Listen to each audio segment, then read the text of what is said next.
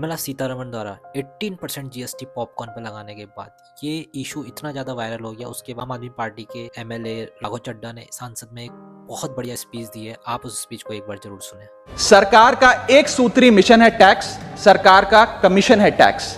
जगने पे टैक्स, सोने पर टैक्स, हंसने पर टैक्स, रोने पे टैक्स, खाने पे टैक्स, पीने पे टैक्स, बच्चों की पढ़ाई पे टैक्स, बुजुर्गों की दवाई पर टैक्स, फसलों की बुआई पे टैक्स, ट्रेन और यात्रा हवाई जहाज पर टैक्स, खरीदने पर टैक्स, बेचने पे टैक्स, फैलने पे टैक्स, समेटने पे टैक्स, सड़क पे टैक्स, आसमान पे टैक्स, गाड़ी पे टैक्स, मकान पे टैक्स, सपनों पर टैक्स, अरमान पे टैक्स, खुशी पर टैक्स, मुस्कान पर टैक्स, दिन रात की गाड़ी कमाई पर टैक्स, किताब पर टैक्स, सियाही पे टैक्स, सब्जी पर टैक्स, मिठाई पे टैक्स।